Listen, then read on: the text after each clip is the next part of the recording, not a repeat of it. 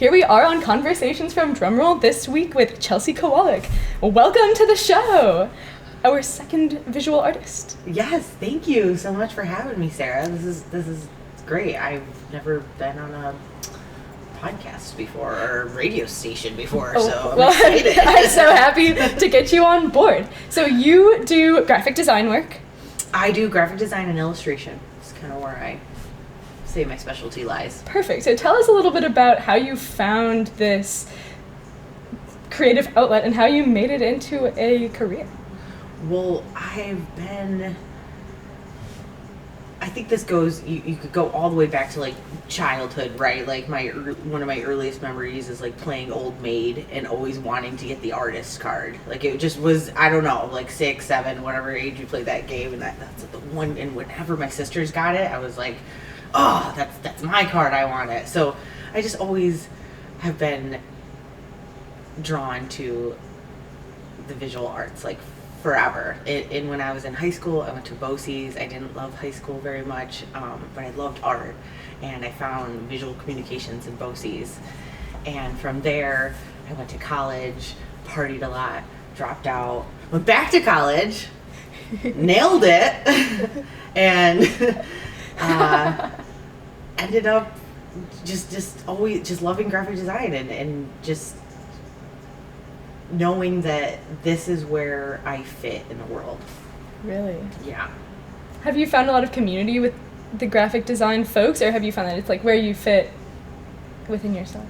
Kind of both. I think art school was such a cool place to grow and realize that there's other people like me out there, like other people that have a really hard time concentrating and like extreme ADHD, and who just love dressing weird and being weird and different and unique. And when I walked into the Art Institute of Pittsburgh, like my first week there, I felt really out of place because I was coming in at 24. So to me, I felt old, but that's not old.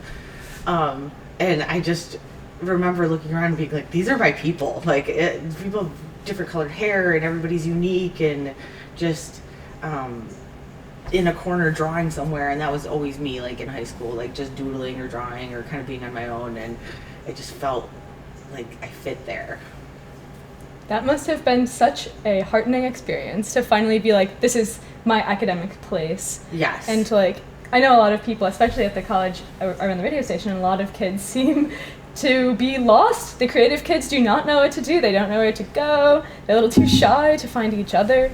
So kind of on that note, with the kids drawing alone in the corner, how have you been able to kind of create community in a non-competitive spirit with the other artists in your life? That's a good question, because I think we're all raised to be a little competitive, you know, growing up in playing community sports and group sports. You're always just, and I have 2 younger sisters, so we're always just kind of, everything's competitive in my life. And then in college, you're also a little competitive because you're striving for good grades and to be the best in the class and to get the teacher's attention. And then when you get to the working world and you realize that it's a little competitive when you're interviewing and you're trying to get that job and going for the next job.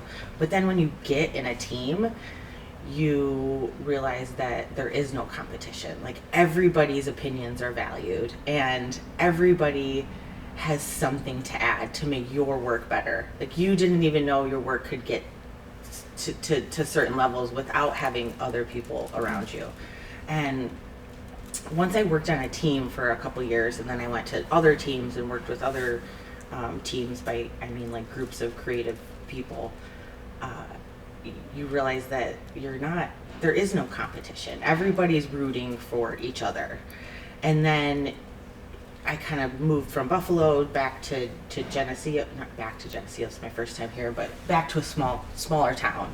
And I found other artists in the community, and they instantly lifted me up and it was like, what are you working on? Let me see it. Let me show you what I'm working on. That's amazing. You're doing great. It just felt like I also belonged here, and going back to how I find community as an artist, I think sometimes it just finds you too.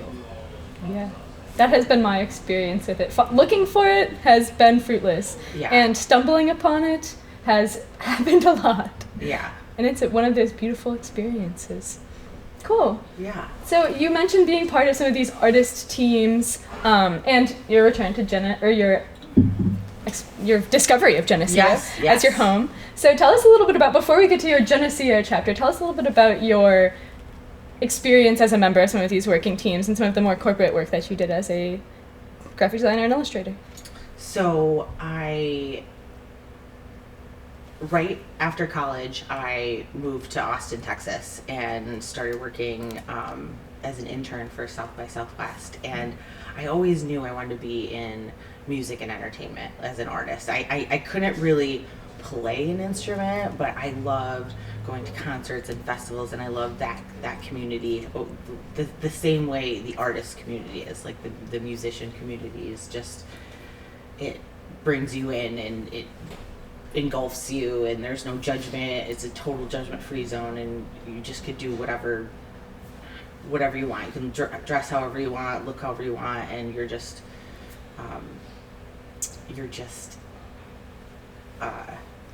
like accepted. So moving to Austin and working with South by Southwest kind of opened up my eyes to like what you can do with this degree and what I can do with my talents. But I still was like trying to find myself. I knew I was pretty good at something. I didn't know I was like really good. I didn't know what other people were doing in the world of art and design. So I worked there as an intern for a while, and then started with my now husband, who I moved there with. We started to kind of get a little homesick and thinking about moving to Buffalo, and there was a lot of opportunities there. A lot more opportunities than were in Austin. Even though there is a million opportunities, it just felt like my place would be better in Buffalo. And I started working for the Bills store. So I interviewed to work with the Buffalo Bills, and I met some great people, and I didn't end up getting that job. But I got referred to another job at the Bills store being a graphic designer, and I was only working 2 days a week. But to me, that was awesome. I had like my foot in the door. And then another like 8 months went by, and another position opened up, and I interviewed again, and I ended up getting that position. And PSE was created, which is Pagula Sports and Entertainment, which was when Terry and Kim Pagula took over the Sabres and the Bills, and they joined together into like one united force. And I was one of the very first people on board to that organization as a graphic designer. So I'd say that was like my first like official, like I did a lot of little jobs in between there, like freelance stuff, but that was like that's pretty big. Yeah, that was like my big. God. Yeah. It Wow. was, and I didn't think I'd be in sports, but sports and entertainment and music, it all kind of fits together. So I felt like I could bring my expertise that I wanted to with music and maybe even like extreme sports. I thought that would be cool, doing design for extreme sports into the sports world by not being necessarily like a huge sports fan, but by being someone that has a creative eye, and how could I bring that to them. And I ended up learning so much. I was there for 7 years. I can tell you that the reason I'm here today doing what I am doing as an entrepreneur is because of the 7 years I spent there and everything I learned from them. And some of those relationships, they're now some of my best friends. So,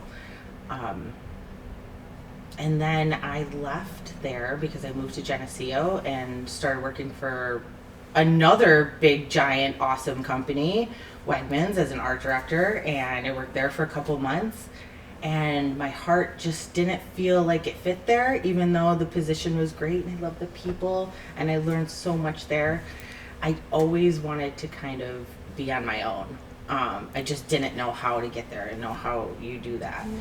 So with some encouragement from some people and my family and my husband mostly pushing me, he said, just do it. Like, what do we have to lose right now? Let's just see if we can do it. See if you can do it with his support.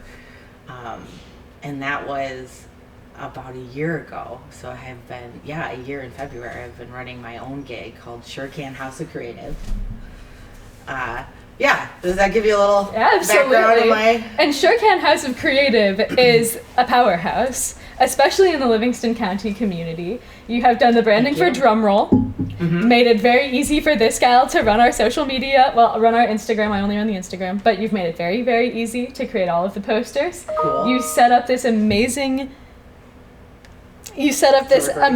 file of brand assets for us. You had this like whole comprehensive package put together, and I know that you've done it for some other businesses as well. So how would you describe what you do with Sure Can House of Creative and this kind of branding side of things that you've developed into a really, really accessible package so that anybody can use what you create? Thank you. You're love welcome. Hearing that you're using it. 'Cause sometimes I use it every day. Sometimes you deliver all these assets and you never know if they're just gonna like sit in a dusty folder somewhere, hypothetically. And so it's so great to hear that you're using them. I love the branding process. Like, I love starting with somebody's idea and taking it, figuring out where can this visually go. Like, how can it grow? How can it become its own living, breathing thing?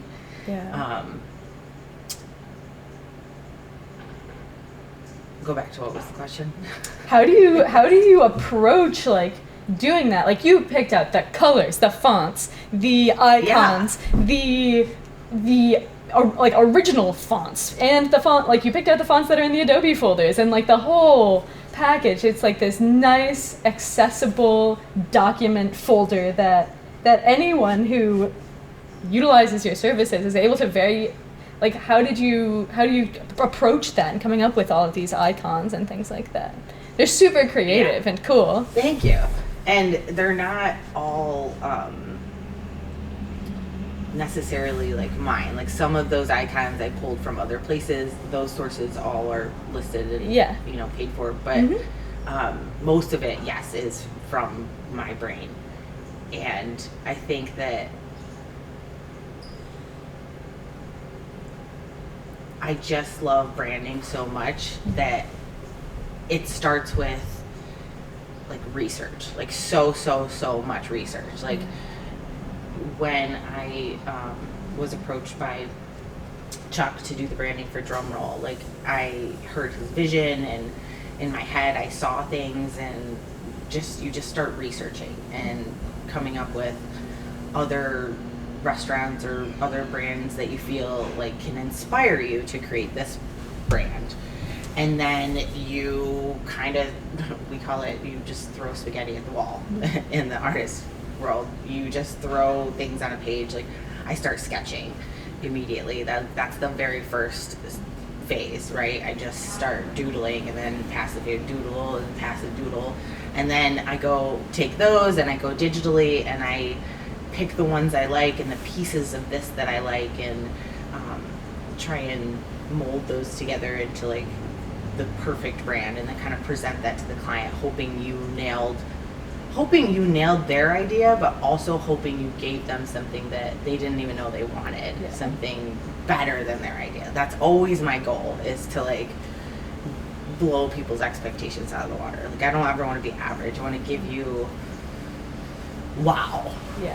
And then from there, like, the brand just starts to grow. Like, it's almost like organically, it's just, this piece fits here, and I drew all patterns that I think work with the logo, and then come up with backgrounds, and we try a bunch of different fonts, and everything just kind of like molds together to create this beautiful thing. And then I learned how to put it together in this very easy way for anybody, hopefully, to be able to use.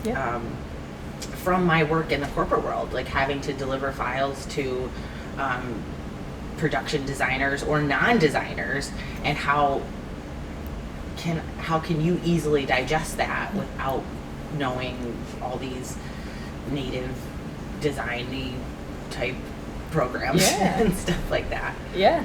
It's been very cool to see what you did for us, as well as some sneak peeks into your other work. And kind of on that note, and going above and beyond, you have been the creator of the year-long campaign that Livingston County has been running for our solar eclipse celebration. So tell us all about that. I've been so interested to hear what that's been like for you. Well, I mean, first of all, thank the universe for having an eclipse, because I can't control that. Yeah.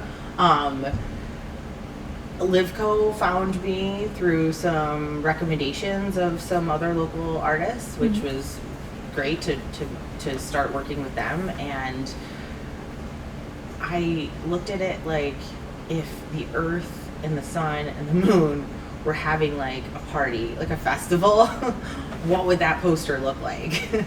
And that's kind of how it started. And then it starts as a poster, and then it's like, we need t-shirts, and we need patterns, and we need glasses. Oh my gosh, I've never done eclipse glasses before. That was a first in my career. Very exciting. I think they turned out really cool. Get yours now. They did. Yeah. Yeah, so if everybody was just having this like big festival, what would that look like? And it grew into this huge thing that this event, like it's the most ultimate event, right? Like it's not like, oh yeah, excuse me, like we're having a game or a concert or something. Like it is, the earth is putting on this event, and then I get to design a poster and a piece of art that helps encourage people to go see the event in our area that it's going directly through, which is just like, what are the odds? Yeah. It's so cool. And your art is everywhere. It is all over the place. It's been super cool to kind of like walk into like Strange Design or Drumroll or wherever and see like a poster, and my son, who's 5 now, will go, hey, that's mommy's art, that's mommy's. And it's uniquely mine. Like when I worked for these teams, and when I worked for Wegmans, and I still do some work for them, which I love to do, the pieces that you're putting together for them have a little bit of you, a little bit of your art and your creativity, like from my expertise and my brain and the knowledge I have of art and design is how I'm putting them together. But truly seeing something that is uniquely mine with this like Livco poster, and hopefully doing lots of other work for the town or even bigger. It's been so exciting. That's so cool. And this is something that you've been able to do as part of your Sure Can House of Creative brand. So clearly that is like a huge win for Sure Can, at least as far as I am concerned. But what have some of the challenges been in kind of striking out on your own? You're a year in now. You do not have that corporate fallback team situation. It's like health insurance. Yeah, exactly. So what have some of those challenges been in really like breaking out? And the health insurance thing definitely occurred to me. Yeah, for sure. There's so many challenges you don't even think of when you're first starting out. I mean, of course, like, where's my paycheck gonna come from? Like, it's no longer just deposited in my bank account every week like it used to be, and if I break a leg, then I'm lucky enough that my husband works full-time and I could go on his health insurance, even though which not everybody has that option. But I did look into like other options, which I wish there was more out there for artists, and if other people have resources, I would love to know what those resources are. So health insurance, paycheck, childcare, the big ones you check off. And then secondary, like, how do you become a business? Like, how do you start? You have to have a name, you have to have an identity, you have to have social media and websites and tax documents and other things, and you have to make sure you're taking on enough work that I can feed my family and take care of us, and that I can also be creative and do what I love to do. Because that was the goal of going on my own, was to have a better work-life balance, to be present as a mom and also be present as an artist. So that's just some challenges, but it's all, at the end of the day, it's all worth it, because I get to wake up and do what I want to do every single day. And to me, I'll take a little bit of not knowing where maybe my next paycheck is coming from, or that, to be able to do what I love every day, and to be so lucky to do that. So lucky. That must be so cool. It's a very daunting process trying to set up your own enterprise. I've looked into it a little bit, and it's like, wow, you got to do you went the LLC route. Yeah. So what kind of does that look like? If anyone's interested in kind of getting their foot into their own create an LLC world as an artist, what are some of the spark notes that you think would be really helpful that you wish you knew? I think that you got to have someone who knows, not necessarily a partner, but someone who knows something about that type of world, like that, those legal ramifications that you could face. You have to know about contracts. Like, I purchased contracts and looked into lawyers, and made sure that I want to make sure that I'm protecting myself as well as my clients being protected when we do work. They want to know that they're hiring me, and I'm not going to go steal a design off Creative Market and sell it to them. They want to know they're getting something original too. And I want to make sure that I'm getting paid and everything is being fair. So I looked into other artists and other designers that were doing it currently, and went on their websites and saw what they were doing. And maybe it's just an email. You reach out and say, hey, I'm thinking about starting. What are some things that I need to know legally? And having someone in your corner. Like, I'm lucky enough that my husband is an accountant, so I have a little leg up there, and I'm very aware of that. And then looking at other artists that were freelancing, I called them and say, what do I gotta do? What's next? And what I want to do now is get into vending, like doing makers and craft fairs, and setting up a table and actually selling my art and my goods. But that's a whole nother set of problems, and how do I do that? So I know a couple other people that are doing it. I'm going to talk to them and say, hey, can you help me out? And I spent a lot of time, I spent more time, I think, just researching and just diving into the world of LLCs and what's the right thing to do and what's the thing you don't do. I still don't know. I'm still not 100% sure. Like, I think I got an LLC because I got it after I made my DBA. I got an email that said, set your LLC up today and protect your house. Something like that. Like a headline stood out to me, and I was like, oh, well, I really want my house to be protected. And I filed for an LLC, and then kind of researched into what that was and how that works. Don't want to get sued for house and home. That is interesting. It is interesting what happens once you start really digging into some of that stuff. I've done a little bit of research on it as well, and it's like, it's very daunting for people, but it's accessible. Yeah.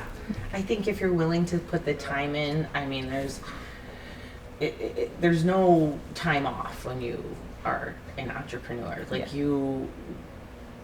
There's no more weekends, there's no more nights, there's every night. If I'm watching my favorite show or something, I am doing some sort of research, I am reading some book on licensing and art contracts and something like that. There's no days off. Really? Yeah. That makes sense. Do you find some freedom in the way that you're able to control your schedule and things like that now? Yes. Or is it more of you're spending a lot of time fighting it? No, I think there's an even balance, right? I do still have deadlines. I do have clients that need things at certain times on certain days, and I have to, backlog other things, or say like, oh, I'm going to research that tomorrow. I'll make some prints for sale next week because I have to push this off. Yeah. So it's a fine line, but there is still freedom. Like every day at 3:10 I get my son off the bus, and there's a couple hours where I can't jump on and do client stuff because he's my priority. So then I do it at 2 in the morning. A perfect work-life balance. Cool. What are some? There are a lot of young artists in the area who are interested in kind of breaking out. Maybe aren't feeling super the school route. Maybe they are. What are some tips that you would give to a young artist who is hoping to be able to make it work in the modern scape? Mm-hmm. I suppose specifically a young kind of like graphic design and illustration artist, Mm-hmm. as that's your... It's funny because when I left college, I considered myself a graphic designer, but I never thought of myself as an artist. I just felt like I had this like technical ability, and I was like a little good at something, and then I got trained to do it, and I paid a lot to get trained to do it. Still paying. And it doesn't mean you have to go to college, but I felt like that was the right path for me. Like I really do well with structure. Yeah. Not everybody does. So I think that the best piece of advice I would give is just stick with it. And every time it's just getting a little bit better and a little bit better, and I know that's so distracting. I know. There's a bag covering a vent that leads directly outside right here, and it crinkles very softly. It happens in every interview. Everyone always looks very at it. softly. Yeah, it doesn't get picked up on the thing. So it wasn't till I think I left like the corporate design world, working 9 to 5 is when I felt truly like an artist, which sounds strange because I think I've always been an artist, and I think nobody gives you the title of artist. Mm-hmm. Anybody could be an artist. It's how you think of yourself and how you perceive yourself. Yeah. I know a lot of artists that didn't go to college and just knew that this is the thing I wanted to do, so I'm going to work on it every single day. And there's a lot of resources out there. There's local graphic design chapters like AIGA you can join. They have great like student rates or first starting out rates, not even students, just you have 1 to 3 years experience. They give you like a $50 a year rate compared to someone that has 10 to 15 years experience like me. It's like $300 a year or whatever, which is totally fair because I used that $50 rate back then. And surrounding yourself with your passion, like getting subscriptions to graphic design magazines or artist magazines. Like I've always had a communication arts subscription, and just immersing yourself in it. Like my hobbies are mostly design related and art related. Maybe they're not on the computer. I tend to do things more with my hands when I'm out of the office, but still some sort of creating and some sort of artist thing. And when there's something inside you, like this passion for what you want to do, you just do it every day. You can't stop. You wake up thinking about it and you go to sleep thinking about it. It's just there. Cool. Well, we're getting very close to the end of our time. So do you have anything else that you'd like to share before we head out? I think that thank you for having me here and absolutely, it's my pleasure. And talking to me. If anybody has any questions or if they want to reach out to me, like I have like all of 22 social media followers, but I'm working on that every day. I know that's not a strong suit in my business. That's a challenge. It is a challenge. That feels like a job in itself. It is. Looks easy, not easy. Yes. So it's another layer of entrepreneurship and putting yourself out there and putting your work out there. And that's another thing I would say to young artists is put your work out there and get feedback, and don't be afraid of that feedback. Yeah. And sometimes maybe you won't love what someone has to say, but it's at the end of the day, it's yours and how you feel about it. Yeah. And that's the most important thing, I think. Great. Well, thank you so much. This has been Chasey Kowalik on Conversations from Drumroll. Thank you so much. Thank you, Sarah.